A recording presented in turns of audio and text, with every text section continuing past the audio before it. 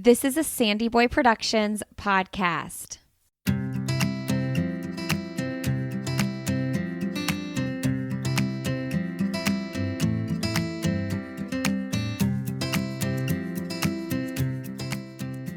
Welcome to the Urban Pharmacy Podcast, where we help women remove the overwhelm of living their most holistic life. This is the place to find evidence-based nutrition tactics, healthy lifestyle and wellness tips, abundance mindset, and easily implementable low-tox living strategies so you can rise up to your full potential and protect your family's health. I'm your host, Stacey Heine, certified holistic nutritionist and better living advocate. Now, let's get empowered with some simple swaps that make a big impact for optimal wellness.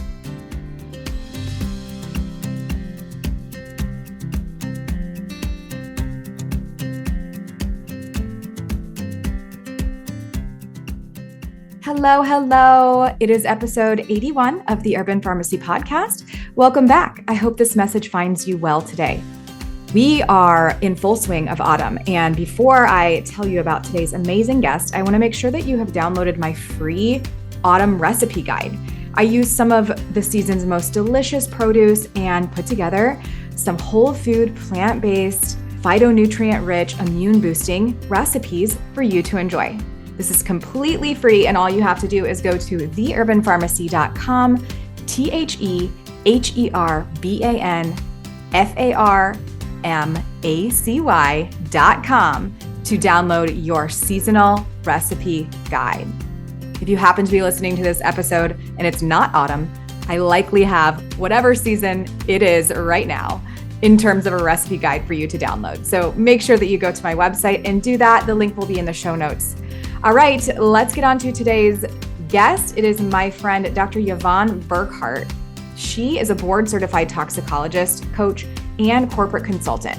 She is a 21-year veteran of toxicology with expertise in reproductive toxicity, particularly endocrine disruption, infertility, and cancer. She has also served as a senior toxicologist in the flavor and fragrance chemical industry, where she helped to ensure the safety of flavor ingredients. After witnessing firsthand the power of a low-tox lifestyle, Dr. Yvonne began a mission to help consumers slash their toxic exposure with confidence and ease. She lives in California with her husband and 2 children. Today in our episode, we really deep dive on what environmental toxins are, specifically in beauty and in personal care and also in our foods. We talk about how Yvonne, again, worked in the flavor and the fragrance industry, and that was really eye-opening for me. I did not realize some of the ingredients that they use. So I think you will really find some insight here. If you aren't following Dr. Yvonne, you need to do that so that you can stay in the know in terms of how to reduce your toxic exposure.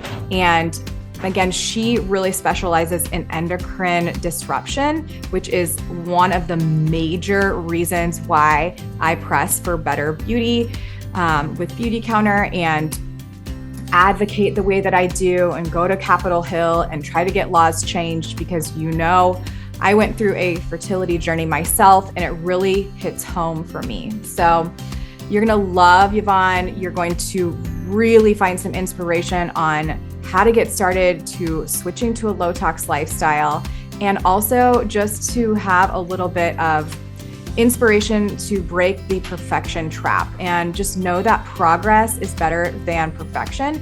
And this low tox living journey is an ongoing thing that we always need to be learning from and growing from, and it doesn't have to be overwhelming. All right, here's Yvonne. Dr. Yvonne Burkart, welcome to the Urban Pharmacy Podcast, my friend. Thank you so much for inviting me. I've been looking forward to this ever since we first started connecting in the DMs. I feel like our messages and our mindset is aligned. So super excited to be here.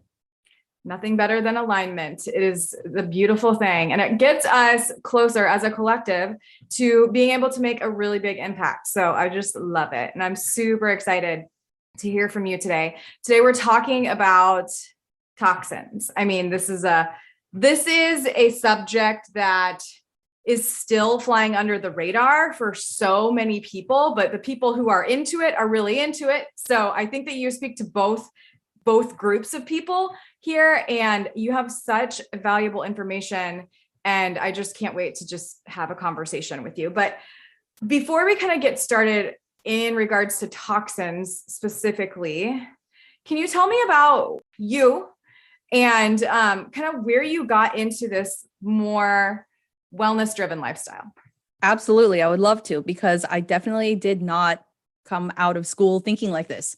So I'm a board-certified toxicologist. I'm trained in reproductive toxicity, looking at the effects of environmental chemicals on our health. But specifically, what I looked at was ovarian health and testicular health. So how do environmental chemicals impact fertility? And when I was in school, I was studying really toxic things, carcinogens, oxidizers, really toxic chemicals. So when I came out of school, I didn't really think to myself, even though I know environmental chemicals impact our health in a major way, I didn't think it applied to me somehow, because my frame of reference was so different than everyday exposures. For example, it was these really high doses that you wouldn't encounter in everyday life. Right. But nobody in school was talking about these little low dose exposures that we get from our food, air, water, personal care products, cleaning products, from the clothes we wear, from the materials that are used to build our homes, the type of furniture. I mean, the list goes on and on. Takeout containers, right? You know, all the things. All of it. Yeah. So everywhere. It wasn't until I actually got sick and I suffered miscarriage and infertility. And I just knew that it wasn't just by chance. It wasn't random chance. My body was so toxic after pretty much living a very conventional lifestyle all my life, but pretty much ignoring and kind of brushing off a lot of symptoms that I had, because doctors told me I was normal and no one could tell me what to do differently. So I just kind of dealt with it until I got to the point where I couldn't deal anymore. This was affecting my potential to have children. It was a lifelong dream. I would have been shattered if it couldn't happen for me. And I had to give myself the best chance that I could. So that's when I finally opened my mind. It was really difficult for me because of my education in toxicology. The dose makes the poison.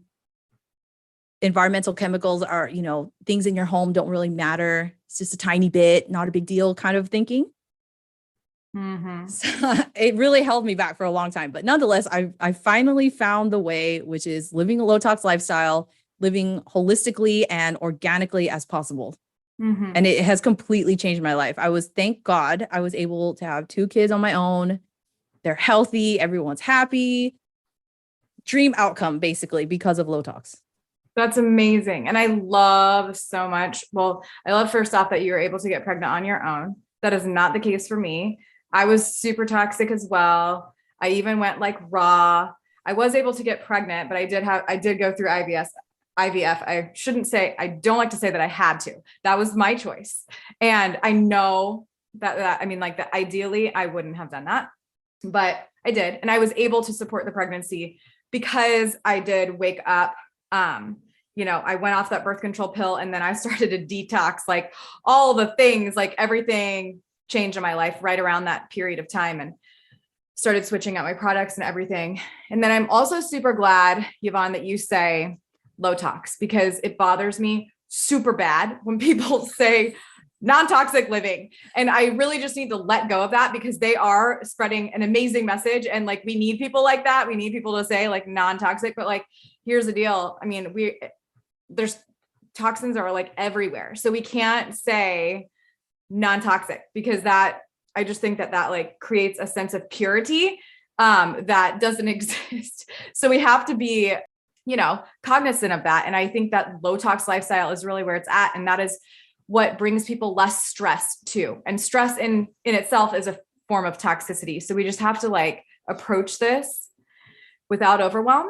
And I love that you use low tox. Okay. Anyways, so I'm super happy that your story came to this and that you're now educating people about this, because it's incredibly important. All right. Where do I even start with this? Can you tell us what are the main toxins that we're coming across on a daily basis? Do you put them in groups? How do you look at this? How do you help people kind of just start to wake up to this? So I definitely categorize them based on the types of effects that they have on the body. So the biggest one to avoid are hormone disruptors or endocrine disrupting chemicals, because they basically affect every function in our bodies, from how we think, how we feel, our mood, digestion, metabolism, reproduction, immune function. I mean, it just affects your entire body. So the fact that these hormone disrupting chemicals are everywhere, that's also an issue, right? So that's why I feel that those are the most important to look out for. And the number one right now, it's everywhere in the news, are PFAS chemicals or Teflon like chemicals. These are particularly nasty because they just take forever to break down. And that's why they're called forever chemicals. Right. They stay in our bodies for a long time. We are exposed continuously. They're in our air, food, water, the soil. They're pretty much everywhere. But the good thing is that once you figure out where they're lurking, you can just do simple swaps, like storing your food in glass, not using nonstick cookware, because even if it's like ceramic coated or whatever, there could still be some of these similar to PFAS chemicals, even though they say they're PFAS free. Right. It gets a little bit tricky, but simple swaps. That's all that I like to tell people, is just simple swaps. Get a water filter. Don't cook your food in toxic cookware, store it in glass, really simple things like that everyone can do to some degree. Yes. I love that. So, and, I just got back from DC lobbying with Beauty Counter we're trying to get some things passed. And I really wish that I could pinpoint exactly which bill I'm speaking of. But there was one that was surrounding PFAS in the beauty industry, and they're everywhere. And, hopefully like this fragrance loophole, which I want to talk to you about too. I mean, just fragrance in general. Hopefully PFAS will start to go down in beauty, like over the years. Hopefully these bills will be passed. But I mean, PFAS are showing up, like Yvonne said, like just even in the packaging of products that we have. So we have to know and beware of that, right? Like we might be getting a super clean product, but the actual packaging itself is like leaching these horrible hormone disruptors in it. And like, what is it? By like 2045 or something, the sperm count's going to be so low, right? These are due to these hormone disruptors, right? Am I right by saying that? Yeah, I would agree with that. I don't know about the exact statistic, to be honest with you, but there's definitely a trend, at least over the past 50 years, infertility is on the rise, longer time to get pregnant. I mean, it could be a combination of things like women or men waiting longer to try for kids. That's one thing, but it's just the general physiology. Our bodies are more toxic. Our environment is more toxic. It's more difficult to get pregnant anyway, even if you do start younger. Yeah. So I wouldn't put it past, that statistic, because there are definite sperm count drops, sperm quality dropping. Women are not the only ones affected by hormone disruptors. I want to make that clear, because some people think, like men think, I don't need to look out for my products. I'm fine. But are you really fine? How much is your testosterone lower than it should be? Those kind of questions I think still need to be addressed. For sure. So where are we finding the worst? I mean, you mentioned nonstick, any nonstick cookware. Where are we finding the highest levels of endocrine disrupting chemicals and PFAS? Like, in particular for women is definitely cosmetics. But in the home, I would say for the general population, for everyone, men, women, and children, drinking water. Drinking water is likely the highest source of PFAS chemicals because it's in the tap. And if you're not filtering your water, or if you're using a filter that cannot trap PFAS, then you're still drinking it. And it's also coming in a lot through food as well, because not only of the cookware, but the processing and the manufacturing and the packaging, like you said. So the key is really filtering your water, getting away from processed foods in general. Mm-hmm. Oh, and, they're probably not using filtered water to create these processed foods. So there's another hit, right? They're using potentially contaminated water, right? So cooking at home, super important. Filtering our water, super important. And trying to avoid any processed foods as much as we possibly can. Super important. Okay, so you mentioned taking longer to get pregnant. What else are these endocrine disruptors doing to us? Okay, so in addition to affecting fertility, they also cause, or at least are linked to endometriosis, polycystic ovarian syndrome, PCOS, diabetes, cancer, liver dysfunction, kidney problems, immune suppression, ADHD. The list goes on and on.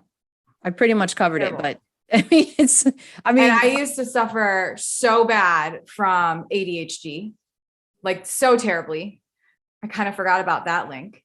Does this go in the same classification, Yvonne, as these obesogens that we're hearing about now? Yeah, it definitely does. At least the PFAS for sure. Okay. Yeah. Because BPA, there are chemicals. PFAS, phthalates. Yes. And then what else is it that we want to avoid? Not just BPA, but BPS, right? Like they're using BPS instead of BPA. And BPF. And BPF. BPB. I mean, there's so many. I mean, it's basically plastic is plastic. Even if it's BPA free, that's one of the biggest scams of all time. It's still plastic, my friends. Just try to get away from plastic as much as you can. It's not possible to go completely plastic free to some degree, but what you keep in your house, get away from the plastic. It's not serving you at all. I mean, especially for food containment, right? Food containers. And that's what I really want to emphasize. I mean, if you have toys in a plastic bin, you know, those are toys. You're not really eating it, right? So the route of exposure is different. So what you're eating and what you're breathing in, you really want to keep those clean, as clean as possible. Yeah. So speaking of plastic and toys, can you shout it from the rooftops as loud as you want to, or as quietly as you want to? Is it important to give our children as many naturally sourced toys as possible, especially ones that they're putting in their mouth? Or do you see these plastic toys as a problem? Because for me, plastic did not go into my son's mouth for a very, very long time. I would have to agree 100 bazillion million %. Okay.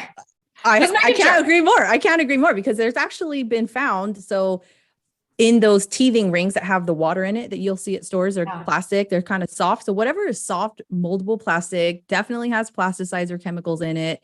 The phthalates, the BPA, even if it's BPA free, BPB, BPF, like you just said, and they put hormone disrupting sunscreen chemicals in the plastic to prevent it from changing colors.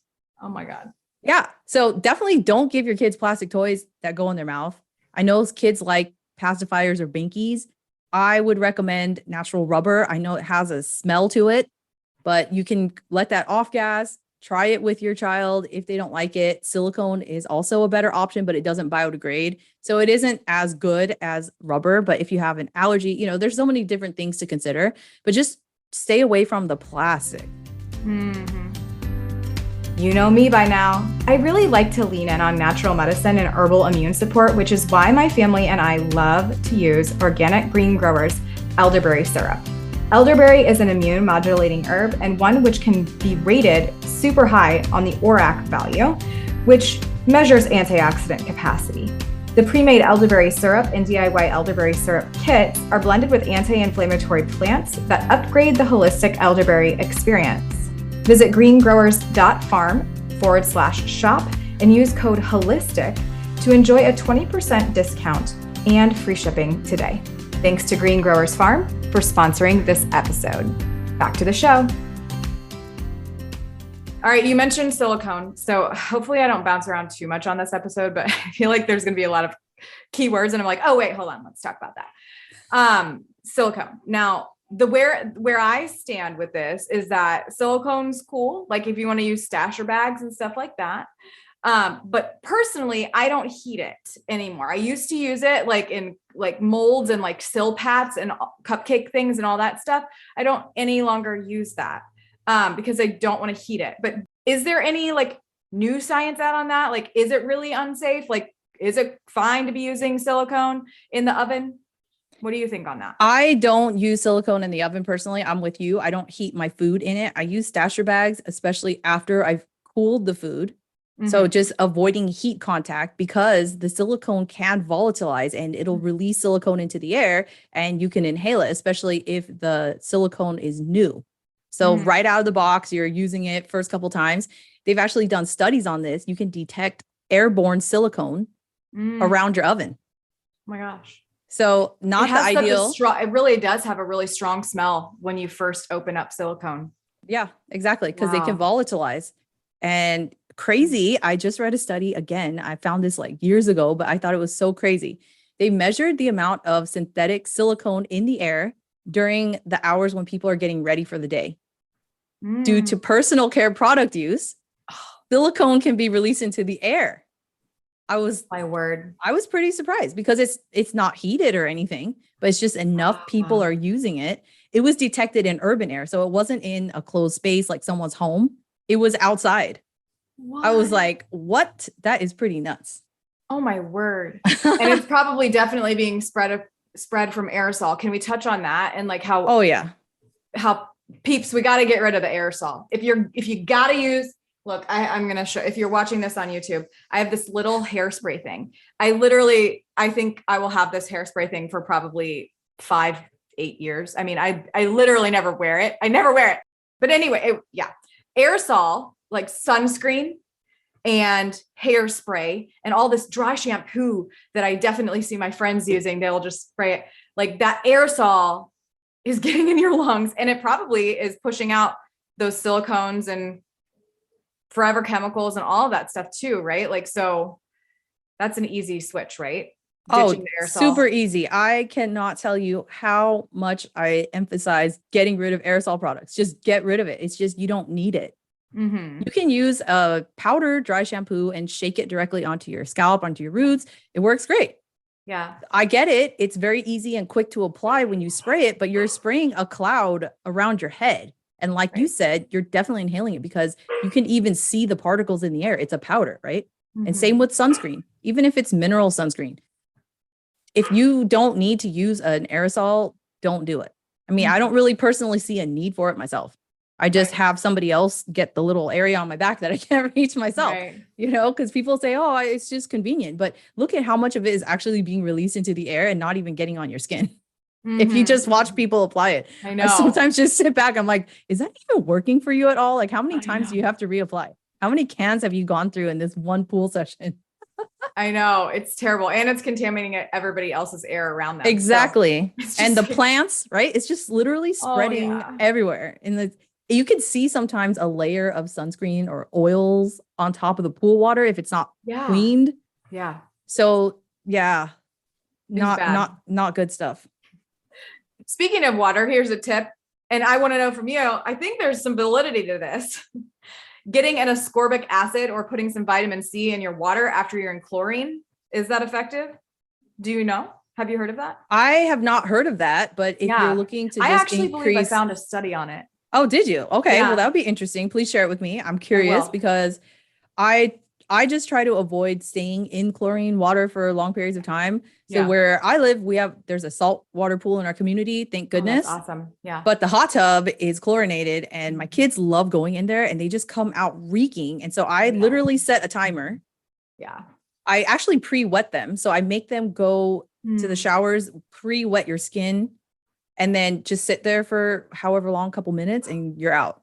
You're inhaling it too. You can smell it, right? Yeah. If you can smell something, that means you're inhaling it. Yeah. I'm pretty dang sure before I posted it, I found a study on it where you put I just bought powdered ascorbic acid and you put it in. You can actually do this before as well, I think, to help repel the chlorine slightly from absorbing in your skin, but you can put it in your bath water.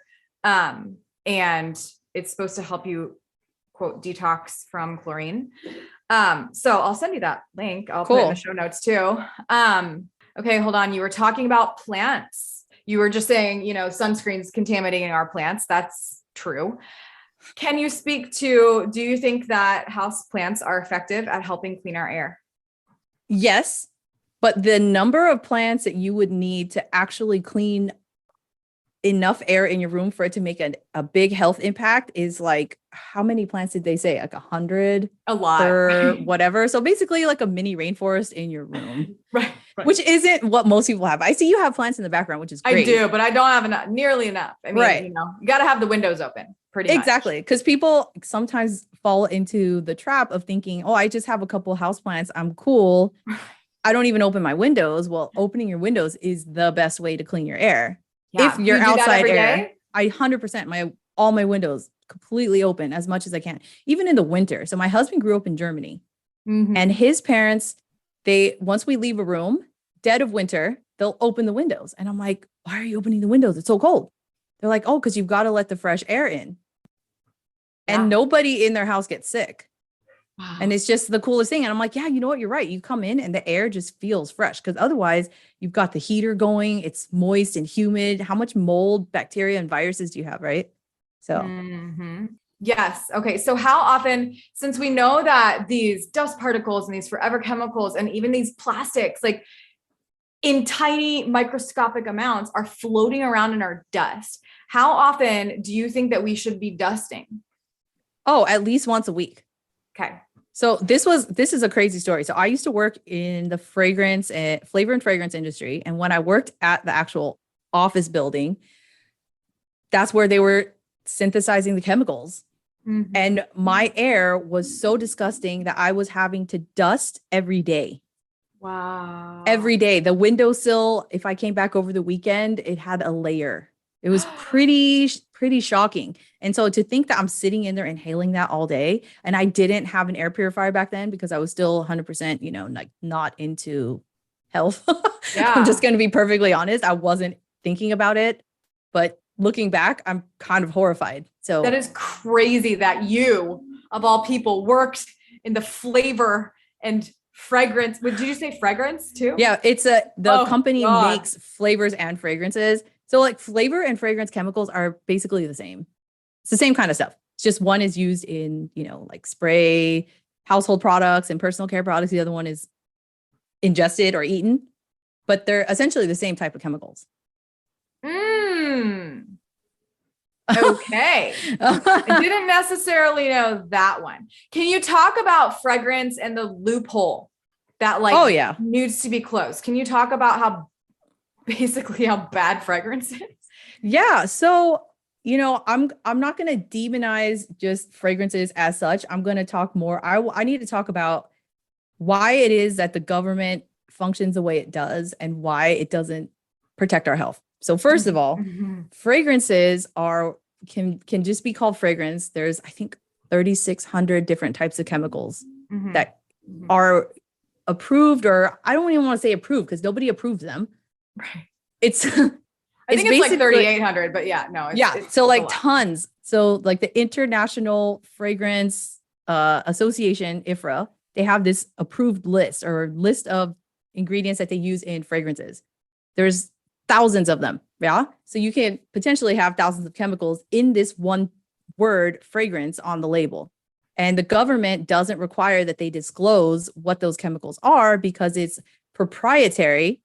And I'll tell you the reason why. So the reason is that they need to protect their formula because they don't want competitors coming in, copying the formula and undercutting them and basically stealing their business. And it happens all the time. So you'll get like some companies will send fake people in, get a sample of your fragrance, and they'll do a chemical analysis, try to reverse engineer and steal your formula. And so, I mean, it's not helping anyone because people are still figuring out how to undercut anyways.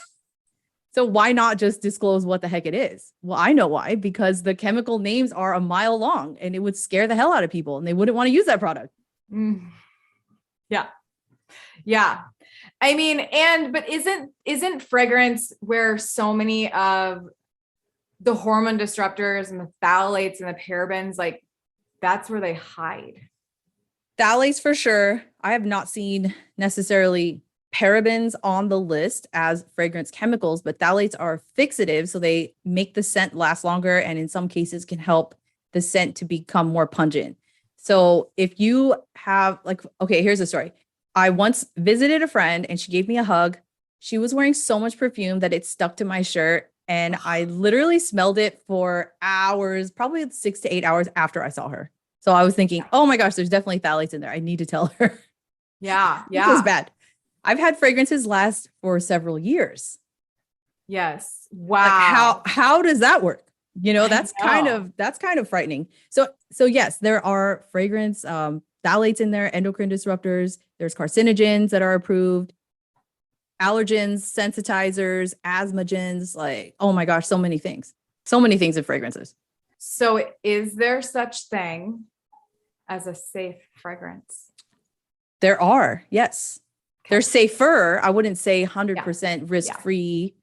Safer, lower tox, right? Yeah. Right. Lower tox. Okay, good to know. Essential oil based, ideally. Mhm. And I would not apply it directly to my skin. And I definitely wouldn't spray it in the air. I used to do this spray and then walk through it kind of thing. So I can get like a nice even coating on myself. I don't know where I got that from. Maybe I saw it on TV or something. I don't know. But I would not do that now. I would put it on my clothes before I wear the clothes. Like lay your clothes on your bed or something, spray it, and then put your clothes on. So then it's not actually coming in direct contact with your skin. Yeah, I love that. So do you believe that, because I mean, and it's okay, like, tell me the truth, because what I was told from like the scientific advisory board of Beauty Counter a few years ago when they were creating their holiday line, like we typically would only use like as a scent, it would only be like citrus essential oil. Like that would be the only like fragrance that would be in anything. But they did make a few different lip glosses in the holiday set that were using flavorings that were safer. They were sweetened with stevia. Now, what are your thoughts on that? And then I kind of want to talk about, I mean, okay, you say safer fragrances do exist. Now, do safer flavorings exist? And then we'll talk about natural flavorings after that. Yes. So safer flavorings would be your whole extracts. So like a mint oil, a vanilla, even like a vanilla absolute, right? It's just extracted in alcohol. Right. Throw your vanilla beans in your sugar. It's totally safe. I mean, it came directly from the plant, from the food. Yeah. Okay. Yeah. They were like gardenia. And now that I think about it, they weren't like vanilla cupcake or something like that. They were all like more natural whole things. But I was a little skeptical. I'm like, what's that? Like, what is the natural flavor?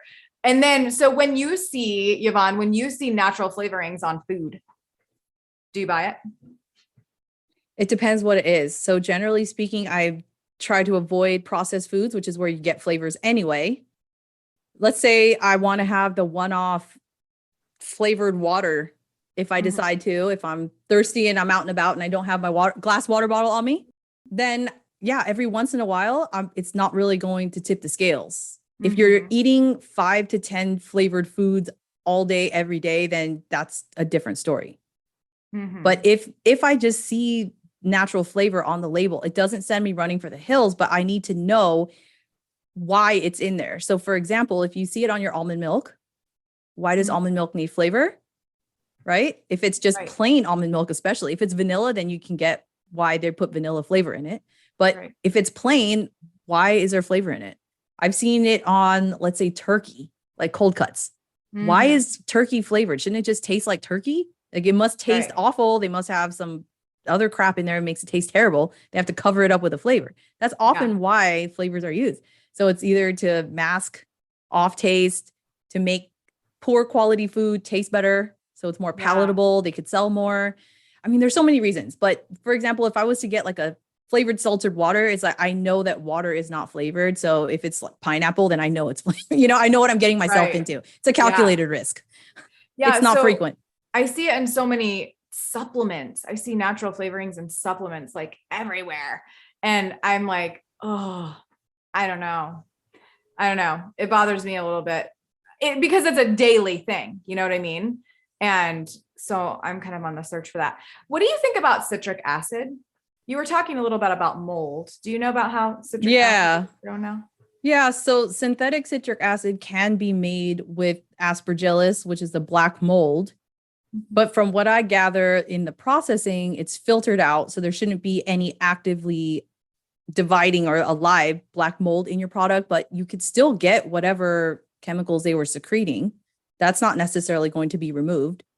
So there is risk there, but I wouldn't say, I mean, the amount of citric acid used also depends, right? It'll also affect the overall safety of the product. But for example, if you get skincare that has synthetic citric acid in it, I don't think it's as big of a deal as it is in food because you're ingesting it. Yeah. Because this year I canned all of my tomatoes without citric acid because I was like, what? Like I just kind of recently found out like how it was created. And I did find a whole literal fruit citric acid powder, but it was made with like apple pectin and I don't know. That's better. It's better for sure, but it was incredibly expensive. Like it was incredibly hard to find an actual pure citric acid because I think it's like 99.5% on the market is all synthetic now. So I ended up just using lemon juice. And in some of them, I took a risk. I'm going to say this out loud on air. I did not use anything in some of them, and I'm doing a test. So I'm going to see if when I open it, obviously, if there's any signs of contamination, we would not eat it. But I'm like, do I even need to be adding this? You know, if I'm keeping the kitchen clean and all that stuff. But anyway, that's a whole other thing. I would love to know from you, Yvonne, what are your, like, as the person who you are, because I know we're wrapping up here, what are the things that you do on a daily basis in your life to help reduce environmental toxin load? And in addition to that, does the dose make the poison? Ooh, I'm going to answer the last question first. The dose does not always make the poison. It does not always. There are some that do, but the ones that we are concerned about in our everyday environment, like the hormone disruptors, they don't follow that. Dose makes the poison. So a little bit does matter. Okay. Then the other thing that you asked was about what are my daily habits to help reduce my toxic exposure? So first of all, I definitely open my windows, take off my shoes at home. I drink filtered water. I make sure that I'm pooping all the time, sweating. So I don't use any sweat blocking products like deodorant. So just keeping my detox pathways open. I eat off of, I don't use disposables, like one-time single-use plastics. I definitely avoid those. Glass as much as I can. What else? Just thinking out loud. Just trying to eat as many whole foods as I can. Just trying to avoid the processed stuff because I used to be a snacker. And yes, there are healthier snacks. There are lower tox snacks, but it's still processed nonetheless. So I do watch that. I'm very cognizant of that. Yeah. And getting movement. Oh my gosh, getting outside and playing with my kids, getting off the devices, get off the devices, get outside. That's a big one for us. Right. I love that. Those are all really, really good and helpful tips. Okay. So a little bit of endocrine disruptors do matter. Kind of circling back to that question, does the dose make the poison? Does this have to do with bioaccumulation? I'm trying to wrap my brain around this because are there specific toxins that bioaccumulate more and that, you know, that daily exposure just adds up? Are these endocrine disruptors so toxic that like just a single exposure could ruin our chances of getting pregnant? Like can you explain a little bit more about that? Like the spectrum, if you will? Yeah. So when it comes to endocrine disruptors, one person has said that the equivalent of how potent our hormones are in our body, like how tiny amount they are, is the equivalent to a single drop in an Olympic-sized swimming pool. And the amount that we're getting through our environment is really not known. So it could be 1 drop more, it could be 2 drops more, but that's already 2 to 3 times, maybe even 10 times, depending on how you live, more than what you actually need. So you have an excess, you're throwing off your balance, and the key to life is trying to maintain balance, right? Moderation and balance. So when it comes to these hormone disruptors, some of them bioaccumulate, like the PFAS, because they don't break down for many, many years. But others, like phthalates, they're metabolized a little bit more quickly. So because we're continuously exposed, though, there is the risk of accumulation. Because depending on how quickly you can detoxify them from your body and how much you're actually being exposed to, those 2 factors are going to determine how much is in your body at any given time. So just think of it like that. Heavy metals can also accumulate too. So there is no technical safe dose. And that also doesn't apply to the dose makes a poison either, because We just it just stays in there. It's hard to get it out. You have to pull it out with, detoxing and chelation and all these kind of things. Right. So yeah.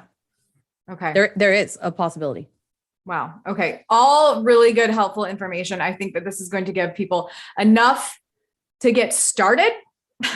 And just reducing, getting 1% better every day. Like, you guys can all do this. We're cheering you on, like 100%.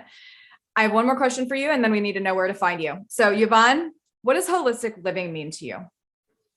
Holistic living means to me that I pay attention to everything as a whole. So I'm not just looking at what I'm eating as affecting my health, but I'm looking at everything that I'm surrounded by, everything in my environment. That's how I define holistic. It's the inside and the outside. Love it.